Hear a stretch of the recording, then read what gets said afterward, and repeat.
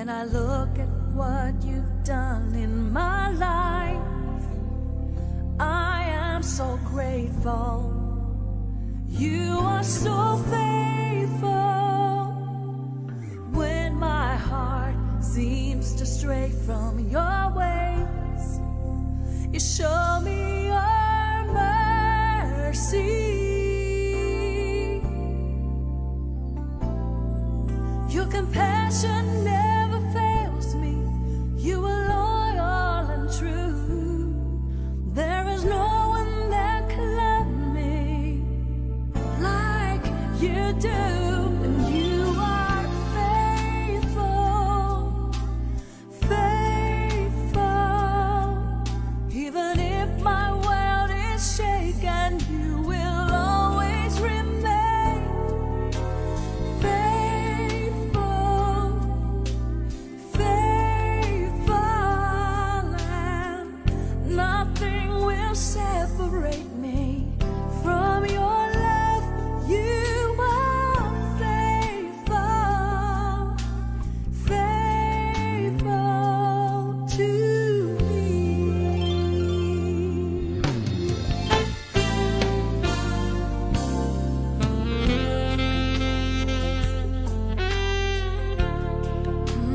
I am so grateful.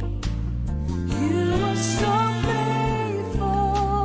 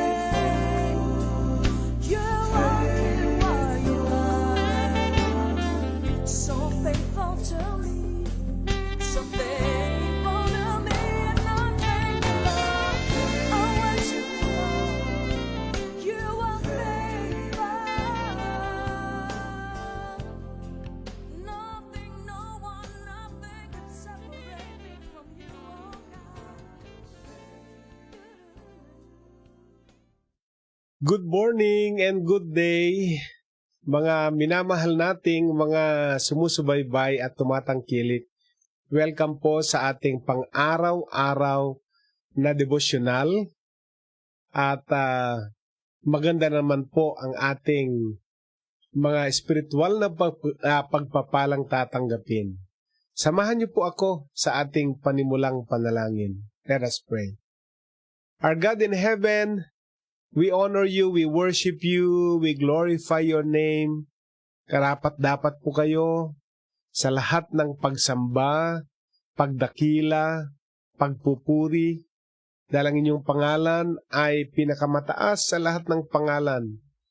Kaya karapat-dapat kayong pag-alayan ng pagsamba.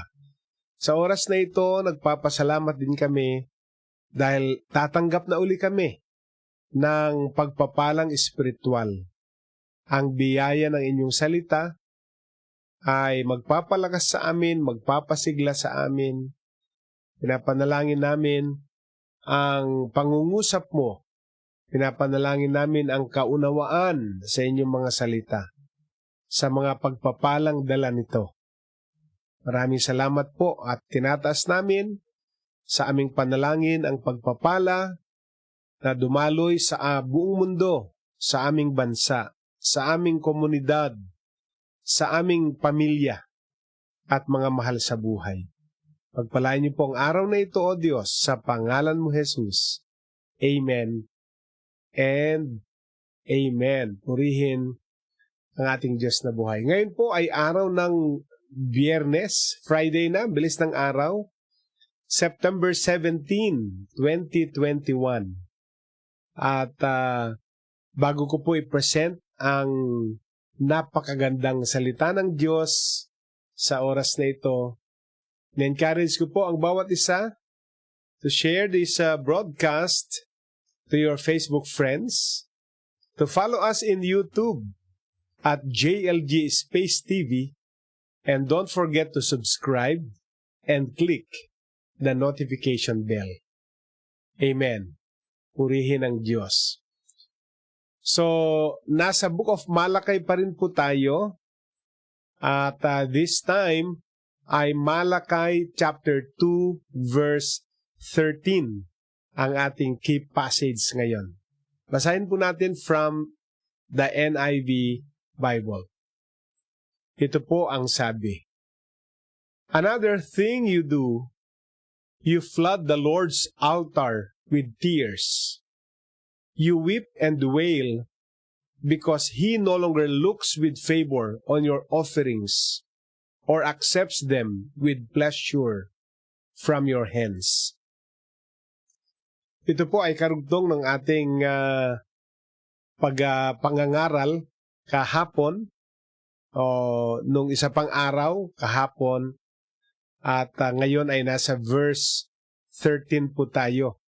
At nais kong bigyan ng ating key passage na ito ng isang topic title na Learning to Sacrifice.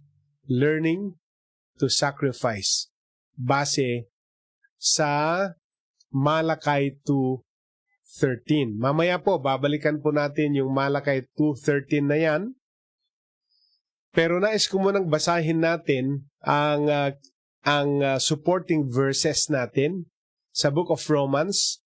Una pong reading natin ay Romans 12:1, tapos Romans 12:9-13. So puntahan muna natin ang Romans 12:1. At ito po ang sinasabi. Therefore, I urge you, brothers and sisters, in view of God's mercy, to offer your bodies as a living sacrifice, holy and pleasing to God. This is your true and proper worship. Going now to verse 9, puntahan po natin ang verse 9 hanggang 13. Love must be sincere, hate what is evil, cling to what is good. Verse 10, be devoted to one another in love. Honor one another above yourselves. Never be lacking in zeal, but keep your spiritual fervor serving the Lord. And going to verse 12, be joyful in hope, patient in affliction, faithful in prayer. Share with the Lord's people who are in need. Practice hospitality. End of reading. So, yan po ang ating supporting verses. Now, going back to the key passage na ating pag-uusapan, Malakay 2:13. Nais ko kasing dito po makita natin ang pangusap ng Panginoon. Another thing you do, you flood the Lord's altar with tears. You weep and wail because He no longer looks with favor on your offerings or accepts them with pleasure from your hands. Ang sabi po ni Malakay dito sa pangungusap ng Panginoon sa bayang Israel, isa pang bagay ang inyong ginagawa, sabi. Para bang pinagbabaha o binabaha ninyo ang altar ng Diyos sa pamamagitan ng inyong mga luha. So, grabe ang pagluha. Ibig sabihin nun, bumabaha ng luha ang altar ng Diyos. Nananangis kayo at nananaghoy kayo. Dahil hindi na kayo nakakatanggap ng pabor mula sa Diyos. Hindi nyo na siya makita. Hindi na kayo nakakita ng pabor mula sa Diyos. At ang inyong mga hain ay hindi na katanggap-tanggap at hindi na kaaya-aya ang gawa ng inyong mga kamay. So, yan po. Yan, mabagsik pong pangungusap po yan, ha? Considering, mga kapatid, all the ways God's people have disrespected Him, it might seem appropriate that they flood His altar with tears. Kung atin pong ikokonsidera ang mga paraan ng pag-disrespect ng kanyang bayan, no, sa Diyos. Grabe pong disrespect ang kanilang ginawa. So, parang sa tingin ay wala nang appropriate na hain, no, na pwede pa nilang ialay sa Diyos. Bahain man nila o bumahaman ng luha ang altar ng Diyos ay tila baga hindi na appropriate, hindi na enough na sacrifice para sila ay pansinin pa ng Diyos. Sila ay paboran pa ng Diyos.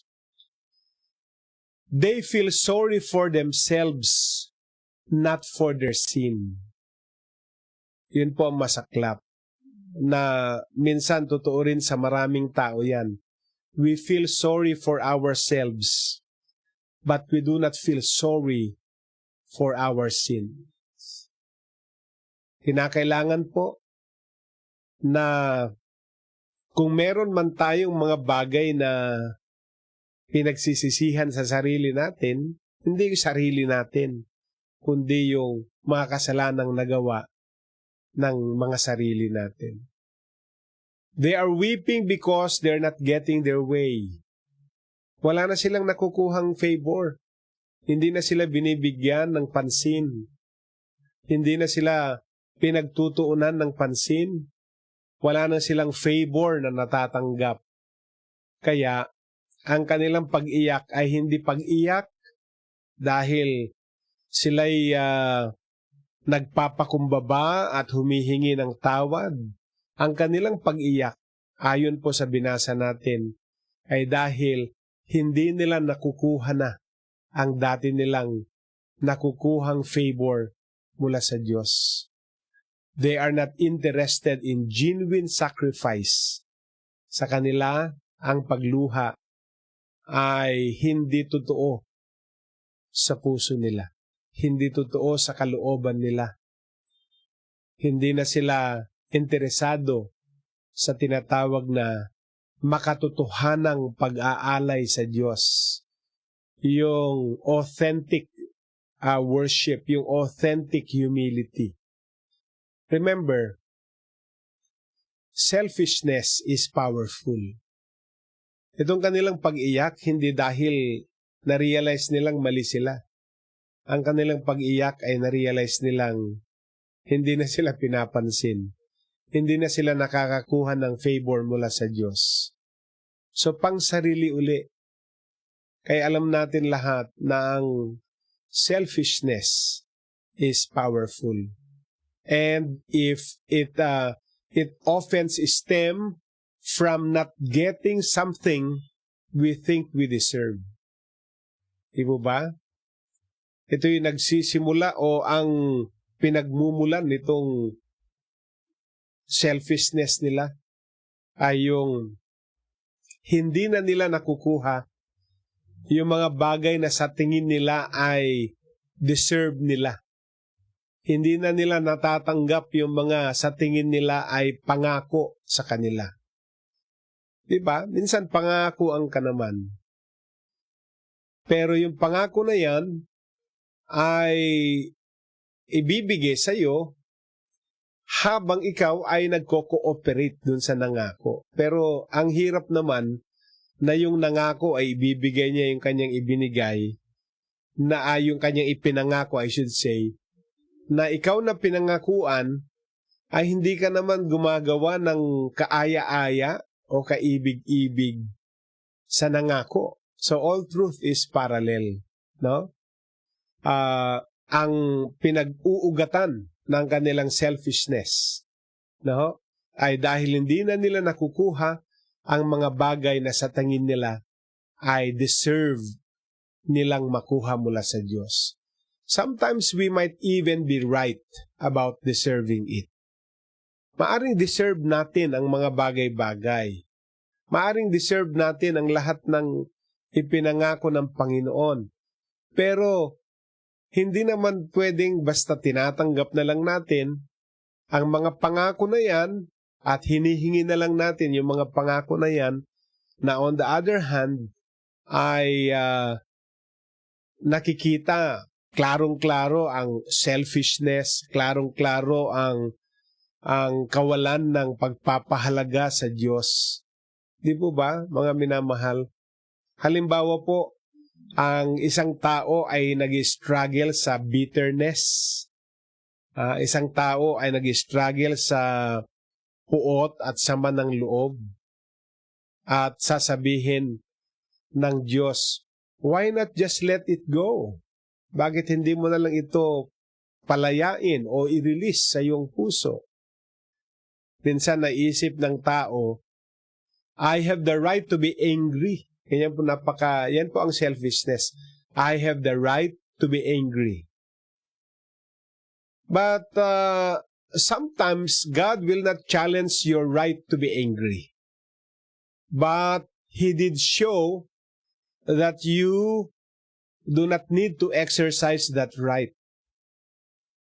Meron kang right to be angry at hindi naman china-challenge yan ng Diyos. Pero pwede bang i-exercise mo rin yung right not to be angry?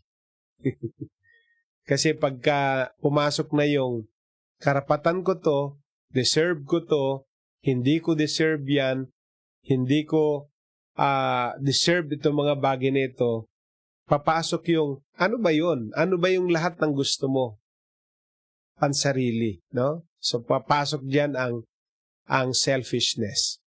Justice might allow us to be angry or sad, but selfishness often requires those emotions. Opo, ang requirement ng selfishness, itong paghahanap ng karapatan, yung i-allow to be angry or sad. Selfishness often requires itong mga emotions na ito. Selfishness easily becomes a habit. Minsan, nagiging ano na natin to, nagiging practice na natin yung makasarili tayo. Kaya nga, instead na tayo ay maging selfish, bakit hindi natin matutunang mag-sacrifice, no? Bakit hindi natin matutunan na ang mas binibigyan pansin ay yung karapatan ng iba, hindi lagi yung karapatan natin. Karapatan kong magalit, karapatan ko ito, karapatan kong mamili, karapatan kong desisyonan ito.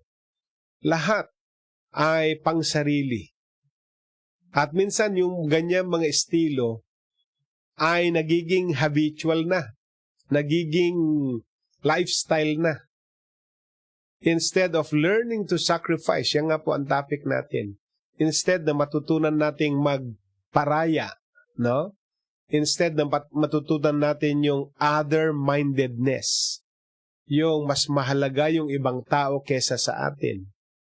Instead na matutunan nating mauna na sila kahit huli na tayo. Instead na matutunan nating nagpaparaya tayo. Minsan, hindi ito ang natututunan natin, yung to learn to sacrifice. Ang nagiging lifestyle na nabubuo sa atin ay yung pagiging selfish. And injustices happen to us every day, di po ba? Usually, they are small bits of unfairness. As selfishness grows, it becomes increasingly difficult to let any of those things go. Kaya nga po, ang injustices ay nangyayari sa atin araw-araw, maaring oras-oras pa sa iba. Merong mga injustices tayong nararanasan.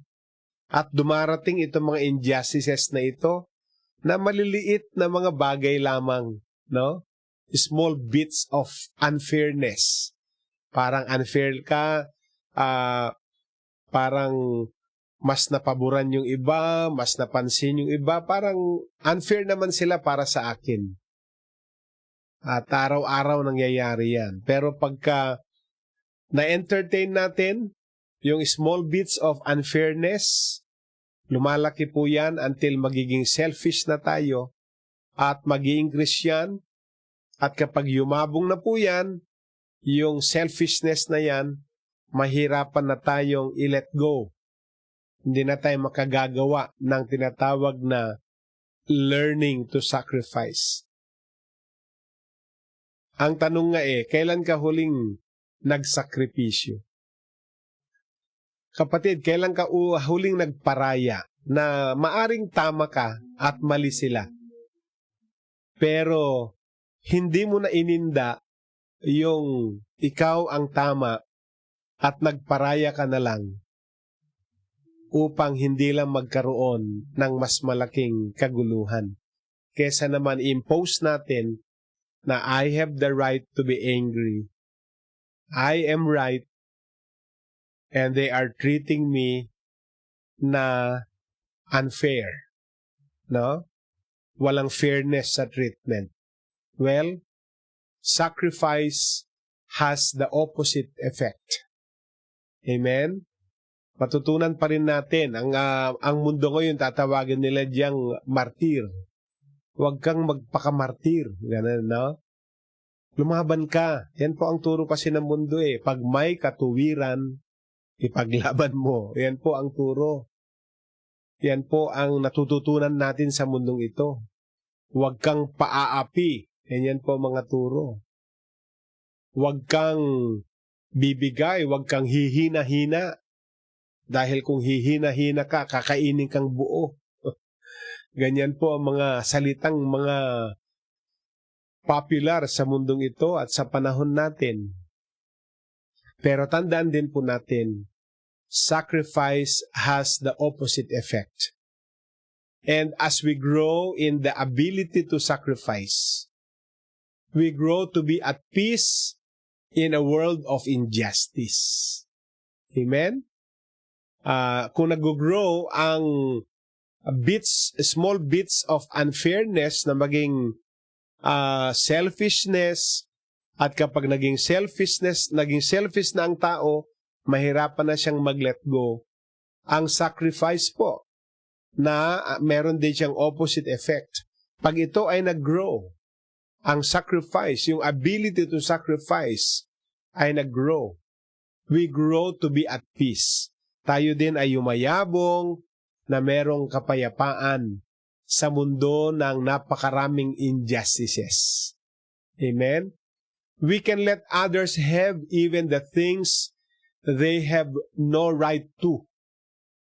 Oo, pwedeng hayaan mo pa ang iba na sa kanila ang mga bagay na dapat para sa iyo. Ang tawag doon, pagpaparaya. Di po ba? Naalala ko tuloy yung paghiwalay ni Abraham at ang kanyang pamangkin na si Lot, na nagparaya si Abraham. Mauna kang mamili, pamangkin. At yung mapagpilian mo, yun ang akin. Oo. Hindi po nauna si Abraham na mamili ng para sa kanya. Pinauna niya si Lot. At sabi niya, mauna ka. Piliin mo kung anong gusto mo. At yung hindi mo ginusto, yun ang akin. Di po ba? Para bang walang pinagkaiba sa isang piraso ng saging na pag sinabi, hati tayo, o di hinati mo yung saging. Hindi ikaw ang mamimili. Ang unang mamimili, kasi ikaw ang humati eh. Pag ikaw ang humati, ipakita mo doon sa kahati mo, o ikaw ang unang mamili. Yun ang ibig sabihin ng unselfishness. Amen? Hindi ikaw na humati, ikaw pa una namili. Dapat kung sinong humati, siya ang huling pipili sa kanyang hinati kung ano ang kanyang bahagi doon. Intindihan natin mga kapatid sa pananampalataya. Kaya nga sabi ko, we can let others have even the things they have no right to. We realize that living a sacrificial life is more valuable than anything we might lose to someone else's selfish behavior. Mas maganda yung matuto tayo mag-sacrifice upang sa gayon kahit na yung pinakamahalagang bagay pa ang mawala sa atin, hindi tayo pamumugaran, hindi tayo paghaharian ng tinatawag na selfish behavior. Ano na yung mga bagay na naipagparaya mo? Yung pinakamalaking pagpaparayang nagawa mo sa buhay. Selfishness or selflessness, which do you show in your life? Selfishness or unselfishness? Selflessness or full of self? Ang tanong dyan, mga minamahal, nasaan ka dyan sa dalawa? Selfish or unselfish? Selfless or full of self? Alin tayo dyan? Kaya let us learn to sacrifice. Kaya marami pong mga nagiging problema sa pamilya, problema sa trabaho, problema sa simbahan, problema sa community, problema sa bayan, problema sa buong mundo. Ang ugat lahat nito ay lahat ay humihingi ng kanilang mga karapatan. Iilan lang yung marunong magparaya. Iilan lang yung marunong magsakripisyo. Kaya mga kapatid, ito pong aral na ito ay hindi po popular na topic. Pero kailangan natin bilang mga anak ng Diyos na matutunan nating magsakripisyo. Ibalik natin ang estilong ito bilang mga anak ng Diyos. Amen. I-declare po natin ito, sabihin natin, Lord Jesus, You showed us the life of sacrifice. You paid for our injustice so that we can be free. Help us to follow you, your example. Amen. One more time. Lord Jesus, You showed us the life of sacrifice. You paid for our injustice so that we can be free. Help us to follow your example. Amen and amen. Purihin ang ating Diyos na buhay. Let us pray. Our God in heaven, isa na naman pong topic na nag-correct sa amin, nag-rebuke sa amin, nag-open ng aming senses uli. Totoo po, na mismong minsan maraming Kristiyano din ang hinihiling ay laging karapatan, laging pangsarili, at nakalimutan na namin na matutunan namin ang pagsasakripisyo. Salamat po sa aral na tinanggap namin ngayon at nawa mula sa oras na ito, matutunan naming maging mapagsakripisyo, mapagparaya upang maka-create kami ng isang community ng tunay na tinatanggap mo ang mga hain. Patawarin mo kami sa mga panahon na kami naging selfish, naging makasarili, at hindi nakapagpaparaya. Na ang resulta ay hidwaan sa anumang uri ng relasyon. Sa oras na ito, tulungan mo kaming mamuhay sa pagiging selfless. Matutunan naming mag-sacrifice. Help us, Lord. In Jesus' name, amen and amen. Purihin ang Diyos. Isang powerful topic uli ang ating tinanggap. Bago po magpaalam ang inyong lingkod, nais kong ipaalala uli ang ating daily devotional Monday to Saturday, 6:30 a.m. Ang Hope Hour po, Monday, Tuesday, Thursday, Friday, kaya meron po tayo mamaya, 9 p.m. At ang Zoom Bible Study, Wednesday at Saturday, 9 p.m. Praise the name of the Lord. So, Biyernes po ngayon, at alam kong pag-weekend ay excited na ulit tayo kasi malapit na ang araw ng linggo. Sa mga may in-church, face-to-face gathering, ay excited na po tayo na babalik sa simbahan. Sa mga wala pa, sa Sunday po ay magbabalik naman tayo sa ating virtual Sunday service. Ito po ang inyong kasama, Pastor Rene Alog po. Ingat po tayo at pagpalain tayo lagi ng Panginoon. God bless us all and Shalom!